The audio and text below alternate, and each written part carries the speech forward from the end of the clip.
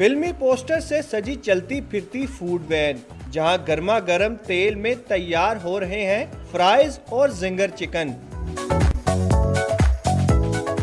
फिल्मी ख्वान की डिशेस के नाम भी फिल्मी अदाकारों के नाम से मंसूब हैं। यहाँ मिस्टर बीन और बर्मिनेटर बर्गर के साथ अनुष्का शवारमा भी दस्तयाब है।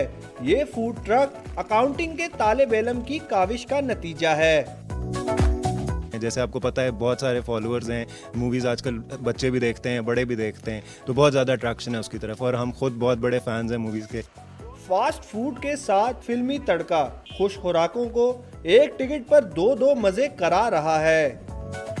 लाहौर के फूड सीन के लिए this is a new twist in things. हम सिनेमा में तो मूवीज देखने जाते हैं, लेकिन ये रोड साइड के ऊपर ड्राइव पे निकले, गाड़ी पार्क करें, आप मूवी भी देखें और खाना भी खाएं। अच्छी एंटरटेनमेंट है, मौसम भी अच्छा है, तो आप प्लीज जरूर आगे ट्राई करें फिल्मी ख्वान। हर बंदा इसको एंजॉय कर सकता है और आप साथ साथ मूवी भी एंजॉय करें, फूड भी एंजॉय करें और एनवायरनमेंट भी एंजॉय करें।